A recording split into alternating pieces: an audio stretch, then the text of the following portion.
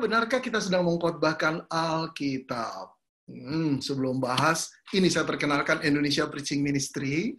Ada Instagram, ada Facebook, ada YouTube. Semuanya Indonesia Preaching Ministry. Saudara silakan masuk di sana ya, banyak informasi tentang khotbah, ilustrasi, juga pelajaran-pelajaran khotbah. Saya senang sekali. Saudara boleh like, saudara boleh subscribe. Saya dengan senang hati melayani. Oke, benarkah kita sedang mengkhotbahkan Alkitab? Aduh saudara, kalau pertanyaan ini saya tanyakan langsung, benarkah Bapak, benarkah Ibu sedang mengkhotbahkan Alkitab? Pasti tersinggung dah. Kenapa sih? Yang pertama, tidak ada, saudara, saya kira hampir tidak ada, atau benar-benar tidak ada hamba Tuhan yang ingin dikatakan bahwa dia tidak mengkhotbahkan Alkitab. Itu menyinggung perasaan, kenapa? Ya, yang namanya hamba Tuhan ya harus mengkhotbahkan Alkitab dong. Kok pakai tanya begitu sama saya? Bisa begitu jawabannya. Yang kedua, ini menyangkut integritas. Sepertinya kalau hamba Tuhan ditanya, benar nggak kamu sedang mengkhotbahkan Alkitab? Itu integritasnya sedang tidak dipercaya begitu. Nah, ini seperti membohongi jemaat. Lalu, bukankah perkataan itu juga menyangkut bahwa kalau hamba Tuhan ditanya seperti itu, berarti diragukan kerohaniannya? Yang jelas, nggak enak ini nanya begini kepada orang lain, bukan? Tapi yuk kita tanya diri kita sendiri. Betul nggak sih kita sudah mengkhotbahkan Alkitab? Saudara, kita bisa menjawab begini. Saya itu kalau memilih teks, Pak, berdoa. Oke, ada juga yang berkata, Bapak tahu nggak, Pak, kalau saya khotbah, saya melihat banyak ayat. Isi khotbah saya itu ayat-ayat Alkitab semua, Pak. Atau ada yang berkata, khotbah saya, Pak, selalu dimulai dengan baca Alkitab. Diakhiri juga dengan baca Alkitab. Apa kurang Alkitab dia? Apa Bapak bilang saya itu tidak mengkhotbahkan Alkitab? Atau ada yang berkata, Pak, setiap kali saya selesai khotbah, banyak jemaat bilang dapat berkat dari khotbah saya. Jelas dong saya sudah mengkhotbahkan Alkitab. Oke, yuk kita kritisi. Apakah betul merupakan indikasi atau jaminan bahwa seorang pengkhotbah sudah mengkhotbahkan Alkitab kalau waktu memilih teks untuk dikhotbahkan dia berdoa? Berdoanya bukan cuma 1 hari, 2 hari, saudara. Sampai hari Jumat masih ragu untuk menentukan teks mana. Sabtu paginya baru Tuhan mengatakan. Nah, dia yakini Tuhan mengatakan, lalu dia gali. Apakah itu indikasi seseorang pengkhotbah mengkhotbahkan Alkitab? Atau apakah benar merupakan jaminan bahwa seseorang pengkhotbah mengkhotbahkan Alkitab kalau di awal khotbahnya memulai khotbah dengan membaca Alkitab? Atau di khotbahnya banyak sekali mengutip ayat-ayat Alkitab? Apakah benar itu tanda indikasi bahwa dia mengkhotbahkan Alkitab? Nah, sekarang kita kritisi lagi yang terakhir. Apakah benar seorang pengkhotbah mengkhotbahkan Alkitab kalau jemaat bilang saya diberkati? Apakah itu tandanya? Saudara-saudara, itu bisa membuat kita kehilangan makna yang sebenarnya. Jawabnya belum tentu benar dari semua pertanyaan itu. Belum tentu benar seorang pengkhotbah sedang mengkhotbahkan Alkitab. Saudara dan saya sedang mengkhotbahkan Alkitab kalau kita berdoa, kalau kita memulai khotbah kita, bahkan melihat banyak Alkitab dalam khotbah kita, bahkan orang berkata terberkati, kita sedang mengkhotbahkan Alkitab. Lalu saudara, kita maju lagi. Apa indikasinya kita sedang mengkhotbahkan Alkitab? Ini yang perlu kita tahu, saudara. Apa sih tandanya bahwa kita sedang mengkhotbahkan Alkitab? Saudara-saudara, ini ketika seorang pengkhotbah mengkhotbahkan amanat teks dari nats Alkitab yang sedang dikhotbahkan, itulah tandanya dia sedang mengkhotbahkan Alkitab. Nah, saudara, sekarang kita bertemu dengan istilah amanat teks. Beberapa dari kita sudah biasa. Amanat itu satu pesan yang penting dari orang yang sedang memesankan. Nah, saudara, jelas khotbah kita itu harus mengkhotbahkan pesan dari teks yang kita sedang khotbahkan. Dari nats Alkitab yang sedang kita khotbahkan. Saudara, khotbah saudara seperti ini enggak? Ketika saudara naik mimbar, saudara tahu bahwa nats atau perikop atau teks yang saudara akan khotbahkan, saudara tahu pesannya. Nah, saudara, pesannya tuh siapa yang buat? Ini dia. Yang dimaksud amanat teks adalah pesan utama dari suatu teks. Sebagaimana yang dimaksudkan oleh penulisnya kepada pembaca pertamanya. Saudara, hal basic ini menentukan apakah seorang pengkhotbah waktu menyampaikan khotbah, dia betul-betul mengkhotbahkan Alkitab atau bukan Alkitab. Jadi amanat teks itu, pesan teks adalah pesan utama. Dari banyak pesan yang minor, yang kecil-kecil, kita cari pesan utamanya, gagasan utamanya, big idea-nya dari suatu teks. Yaitu teks yang sedang kita khotbahkan. Pesan utamanya menurut siapa? Bukan menurut kita nih, tapi menurut si penulisnya. Ketika dia sedang menulis, lalu disampaikan kepada pembaca pertamanya. Nah, saudara, ketika Yohanes menulis Yohanes 2 tentang mujizat pertama yang dibuat Yesus, yang pertama-tama seorang pengkhotbah, kalau mau dikatakan dia mengkhotbahkan Alkitab, bertanya, waktu Yohanes menulis kisah mujizat pertama yang diadakan Yesus di Kana, maksudnya apa Yohanes? Dia tahu dong tulisannya akan dibaca. Siapa pembacanya dia juga tahu. Nah, dia punya tujuan, bukan? Dia punya pesan. Habis membaca ini, dia harapkan pembacanya akan memahami apa. Itu dikatakan di ayat 11. Inilah mujizat pertama yang dilakukan Yesus ketika di Kana. Maksud apa? Supaya murid-muridnya percaya. Jadi tujuannya, saudara, supaya murid-muridnya percaya kepada siapa? Yesus. Saat itu mereka baru mengikut Yesus, saat itu mereka nggak paham guru mereka ini orang seperti apa, apalagi memahami dia adalah terang yang datang dalam kegelapan. Dia adalah firman yang menjadi manusia, dia adalah Allah yang turun untuk menyelamatkan. Karena itu dia jadi manusia, nggak paham sama sekali. Nah, ketika Tuhan mengadakan mujizat itu, dia sedang membuka tudungnya, dirinya, perlahan-lahan. Oleh karena itu, saudara bisa bayangkan sekarang ketika orang berkata dari bagian itu berkhotbah. Saudara, haruslah kita jadi Maria. Orang Kristen seperti Maria, itu adalah orang Kristen yang mengetahui persoalan orang lain. Poin yang kedua, dia bukan cuma mengetahui, tapi dia peduli. Yang ketiga, dia mencari pertolongan pada orang yang tepat. Pertanyaannya, betul gak sih bagian itu atau Yohanes 2 itu pesan utamanya adalah kita harus jadi orang Kristen seperti Maria? Atau kita melihat, saudara, kita senang sekali dengan iman para pelayan itu yang dikatakan oleh Yesus, cedoklah, artinya buatlah tempayan itu, cedoklah. Nah, tergantung tempayan yang disediakan oleh para pelayan. Kalau 1 ya jadi 1 anggurnya. Kalau 6 ya jadi 6. Kalau 72 ya jadi 72. Tergantung iman para pelayan. Nah, apakah kita diminta untuk mempunyai iman seperti pelayan? Enggak, saudara. Inilah yang disebut khotbah Alkitabiah. Kita harus mengejar pesan utama dari sebuah teks. Yang ditulis oleh penulisnya kepada pembaca pertamanya. Engkau dan saya bukan pembaca pertama, saudara. Pembaca kesekian juta atau miliar orang. Nah, perlu original readers, kita tahu. Ya, oke. Saudara, mari kita lihat lagi. Saudara, mari kita lihat apa yang terjadi sebetulnya dengan khotbah-khotbah yang kebanyakan. Yang kebanyakan ya, saudara ya. Yang pertama, pengkhotbah menafsir Alkitab sekenanya. Perhatikan, saya gambarkan itu ada pengkhotbah, lalu ada pendengar. Apa yang dilakukan oleh pengkhotbah? Dia memeriksa Alkitab. Saudara, waktu dia memeriksa Alkitab, dia tidak studi dengan baik. Dia tidak menyelidiki betul-betul.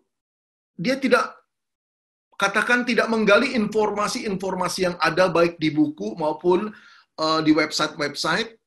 Dia merasa itu memakan waktu. Lalu apa yang terjadi? Dia mengarang-ngarang maksud teks itu. Menafsir sekenanya dan seadanya dan seenaknya. Lalu dia merasa dipimpin oleh Roh Kudus. Kadang-kadang khotbah begini, saudara, jadinya cuma beberapa menit. 20 menit sebelum naik mimbar, atau ada yang bercerita sama saya, kebanyakan khotbah saya jadinya di motor, Pak. Loh, maksud Bapak apa? Jarak dari rumah saya ke pos saya itu 1 jam, Pak. Saya naik motor, terus saya doa sama Tuhan. Tuhan, bagaimana khotbahnya? Tuhan kasih pimpin 1, 2, 3 poinnya semua. Saudara-saudara, hampir bisa dipastikan ini mengarang indah, saudara. Tentang satu teks yang mau dikhotbahkan. Tidak akurat, tidak mengerti amanat teksnya apa dengan benar, dengan tepat. Lalu, ayat-ayat yang ditafsir seadanya dan seenaknya dan menurut pendapat dia, dikatakan sama jemaat, saudara. Dikhotbahkan. Apa yang dikhotbahkan? Jelas tafsiran seenaknya dan seadanya itu. Lalu apakah pendengar jemaat mendengarkan firman? Jawabnya tidak. Yang benar adalah pendengar mendengar tafsiran yang seenaknya dari pengkhotbah. Saudara, harus kita akui berapa banyak pengkhotbah yang punya konsep seperti ini. Bahwa Tuhan akan memimpin kita beberapa menit sebelum naik mimbar di dalam perjalanan. Nanti saja kalau minggu pagi tinggal doa 2-3 menit bisa kok semuanya. Sudah terbiasa tak puluhan tahun. Ada seperti ini. Dan saya boleh katakan ini bukan mengkhotbahkan Alkitab, tapi mengkhotbahkan reka-rekaan kita tentang teks itu. Yang kedua, saudara memanipulasi pesannya. Aduh, minta maaf saudara ya kalau pakai perkataan manipulasi. Saya ingin memperhalus, tapi saya takut saudara memperhalus menjadi tidak mantul dengan baik. Jadi saya pakai memanipulasi ya. Saudara begini, pengkhotbah sebelum mendapat teks Alkitab, dia punya gagasan di kepalanya. Katakan X, Y, Z. Sekarang gagasan itu mau dikatakan pada khotbah minggu pagi. Dia mulai mencari teksnya, saudara. Teks Alkitab mana yang cocok untuk boleh menjadi sarana, tools, atau wadah menuangkan pikirannya. Nah, setelah dapat, saudara, dia mulai mencocok-cocokkan cara masuknya. Bagaimana pendahuluannya, bagaimana kalimat-kalimatnya, seolah-olah Tuhan yang mengatakan. Kemudian dia sampaikan kepada jemaat di minggu pagi itu. Apa yang dia sampaikan? Ini, saudara, pikirannya. Sebelum dia menemukan teks, dia sudah ada pikiran. Harus mengatakan gini pada jemaat.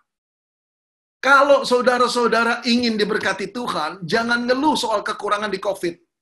Beri persembahanmu lebih banyak. Biarkan Tuhan utang padamu. Tepat pada waktunya akan berkelimpahan. Tuhan prinsipnya adalah pribadi yang tidak berhutang. Nah, padahal dia sudah punya, saudara, di awal. Sebelum dia lihat teks. Tinggal teks apa yang diambil? Ada satu teks yang cocok. Misalnya 2 Korintus 8, ayat ke-9 kali ya. Ayat ke-9. Dia yang kaya jadi miskin, supaya kamu yang miskin jadi kaya. Dipakai itu dicocok-cocokin. Pinter, saudara, ngomongnya pinter. Jemaat berkata, aduh Pak, saya ditegur sekali. Aduh Pak, dapat berkat saya. Oke, kita nggak tahu, saudara, terminologi berkat oleh jemaat itu kriterianya apa. Tapi bolehkah kita berkata bahwa pendeta itu, hamba Tuhan itu sebetulnya tidak mengkhotbahkan Alkitab, tapi dia sedang mengkhotbahkan pikirannya melalui atau mempergunakan ayat Alkitab. Apa ini bukan manipulasi, saudara?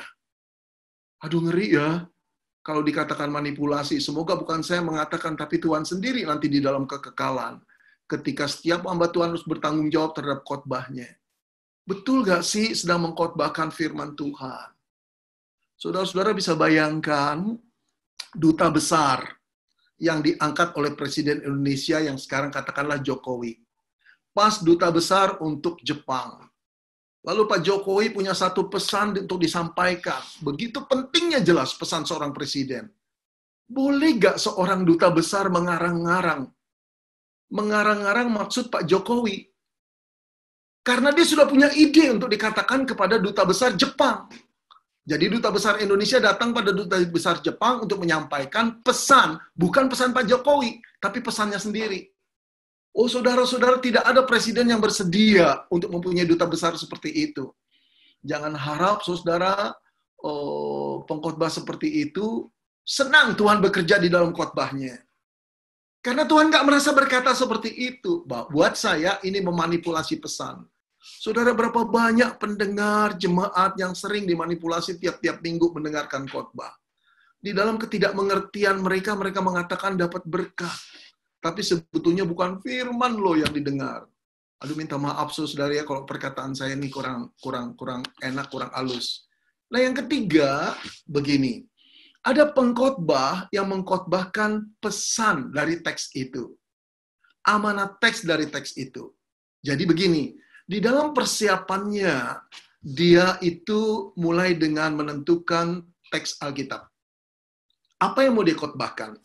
Saudara, setelah dia menemukan teks Alkitab, dia menyelidikinya. Dia mempelajarinya. Sungguh dia seperti orang bodoh yang tidak tahu teks Alkitab itu artinya apa. Dan memang begitu. Setiap teks itu merupakan pulau asing yang perlu kita jelajah. Ada apa di dalamnya? Buah apa yang tumbuh? Hasilnya apa tanahnya? Semua harus digali sampai kita menarik satu kesimpulan. Nah, saudara, hamba Tuhan yang baik selalu mulai dengan rendah hati dan dari nol memahami sebuah teks. Dia mempelajarinya, dia membuka buku-buku tafsiran, dia men-search-nya di Google. Mirip seperti seorang siswa, saudara, yang mendapatkan tugas yang dia belum mengerti.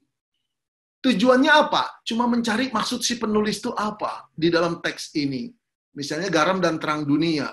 Gampang, semua orang udah mau khotbahkan, saya udah dengar. Nanti dulu. Kita perlu menyelidikinya betul-betul, bukan dari dengar dari orang. Nah, setelah itu dia mendapat, aku ngerti garam dan terang dunia itu pesannya adalah ABC. Ya, kalau saya berkata Matius 5 ayat 16.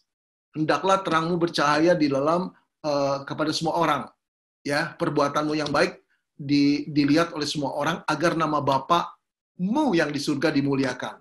Nah, setelah dapat ide itu, seorang pengkhotbah yang mengkhotbahkan Alkitab lalu mulai berkhotbah, bukan? Setelah persiapannya selesai. Apa yang disampaikan? Pesan khotbah yang disampaikan intinya adalah sama ABC. Itulah yang dikatakan oleh Alkitab. Dia tidak menyimpangkan. Dia tidak membiaskan. Dia tidak memanipulir. A ya A, B ya B, C ya C. Nah, saudara yang dikasihi Tuhan, inilah pengkhotbah yang mengkhotbahkan Alkitab. Dia cuma duta, bukan presidennya. Dia cuma hamba, bukan tuannya. Dia cuma mercusuar, bukan orang yang berkata katanya. Dia cuma penyampai, bukan sumber berita. Nah, saudara, yuk kita ukur diri kita sendiri. Seringnya kalau kita berkhotbah yang mana? Pengkhotbah yang menafsir sekenanya, padahal kita tidak tahu apa-apa, dan seringkali nggak akurat. Jemaat mungkin tidak tahu, tapi orang yang mengahli, orang yang mendalami teks itu, tahu bahwa kita tidak tahu apa-apa. Atau yang kedua, kita memanipulasi teks itu. Nggak ngomong seperti itu, kita puter-puter supaya jadi seperti itu. Aduh, bahaya sekali, saudara. Terlebih lagi kalau kita punya motif tersendiri, kita puter itu ayat Alkitab. Saudara, di dalam menafsir ayat Alkitab, ada satu prinsip, saudara. Setiap ayat Alkitab bisa diputar kemanapun tergantung penafsirnya. Betul. Nah, lalu yang ketiga, apakah selama ini saudara dengan setia mengkhotbahkan Alkitab? Pesannya, amanat teksnya, seperti gambar ini. Oke, saya lanjut lagi, saudara ya. Mengapa sih harus mengkhotbahkan amanat teks? Ada 4 alasan dan setelah itu saya akan berhenti. Yang pertama, karena amanat teks atau pesan teks itu diinspirasikan oleh Roh Kudus. Para penulis itu diinspirasikan, diilhamkan, diwahyukan, dinafaskan oleh Roh Kudus. Ya, walaupun kebanyakan di antara mereka nggak sadar bahwa mereka sedang digerakkan Tuhan. Mereka cuma ingin menyaksikan perbuatan Tuhan. Mereka ingin mengatakan bagaimana seharusnya mereka di hadapan Tuhan. Tetapi Tuhan sudah menggerakkan mereka. Jadi Alkitab itu double pengarangan, saudara. Yang pertama, pengarang aslinya yang grand itu, di authors, adalah Roh Kudus. Roh Kudus mempergunakan orang-orang dengan segala bakat, budaya, keterampilan, keadaan mereka untuk boleh dipakai menulis Alkitab. Oleh karena itu, saudara, mengapa harus mengkhotbahkan amanat teks? Karena amanat itu, pesan itulah yang ingin disampaikan Roh Kudus melalui kalimat-kalimat si pengarang. Oleh karena itu, sebelum kita mengkhotbahkan sebuah bagian Alkitab, kita perlu cari amanat yang pernah diinspirasikan oleh Roh Kudus pada zaman lalu untuk membaca pertamanya itu apa. Nah, amanat itu, pesan itu bersifat kekal jelas. Juga bagi Anda, bagi saya, dan bagi jemaat masa kini. Saudara-saudara, saya ingin mengutip lagi segala tulisan yang diilhamkan Allah. Artinya, di mana Roh Kudus mengilhamkannya. Memang bermanfaat untuk apa? Mengajar, untuk menyatakan kesalahan, untuk memperbaiki kelakuan, dan untuk mendidik orang dalam kebenaran.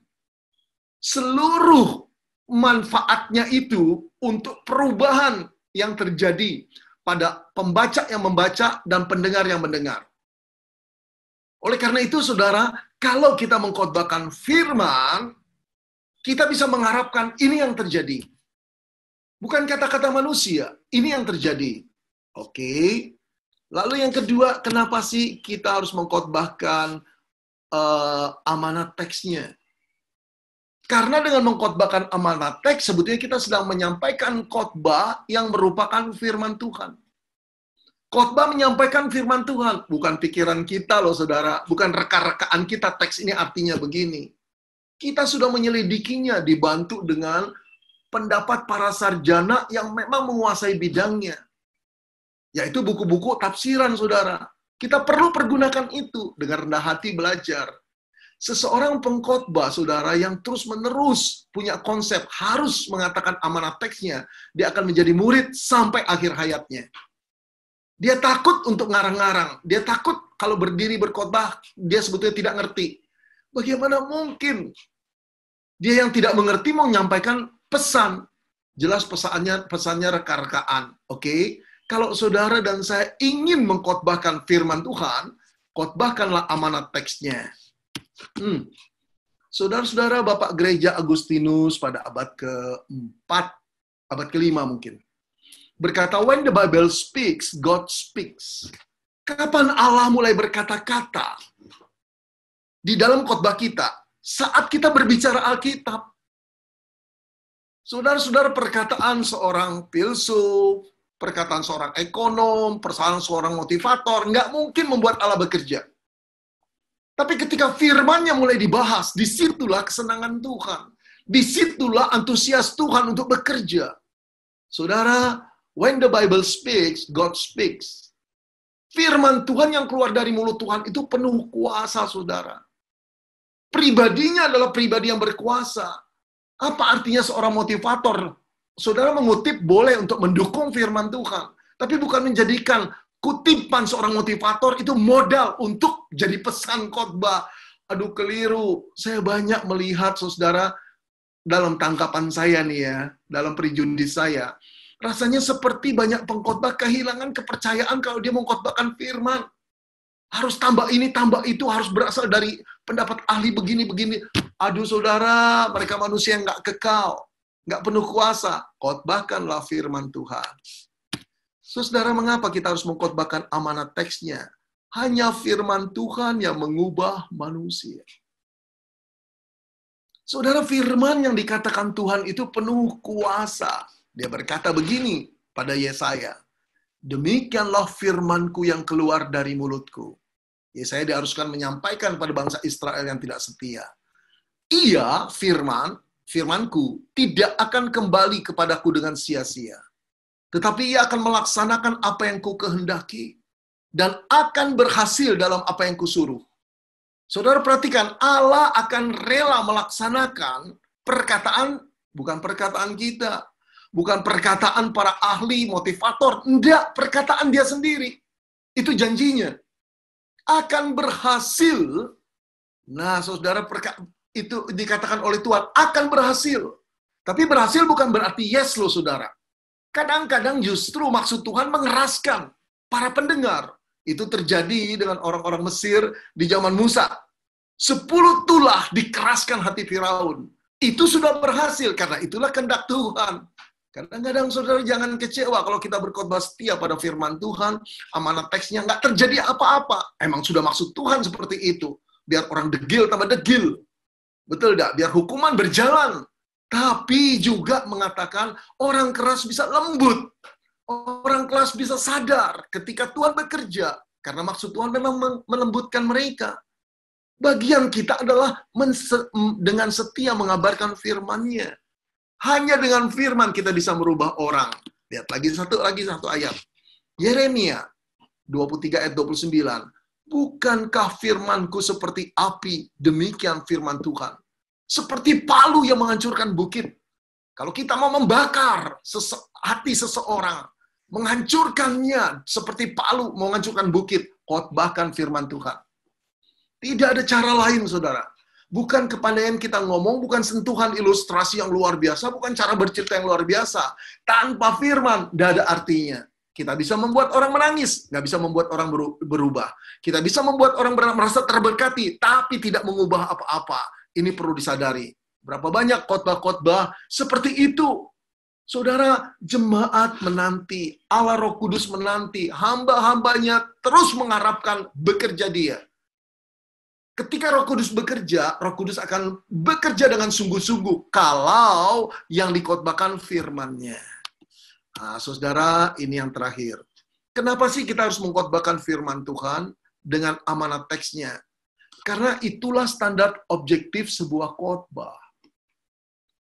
Saudara bayangkan kalau tidak tertuju pada amanat teks atau maksud si penulis waktu menulis bagian itu kepada pembaca pertamanya. Saudara-saudara punya berita dari teks yang sama, akan berbeda dengan saya, akan berbeda dengan pengkhotbah yang lain. Gaduh-gaduh lah. Sampai pada kesimpulan seorang hamba Tuhan berkata, selama ini kita salah, Allah Kristen itu bukan Tritunggal, tapi mono.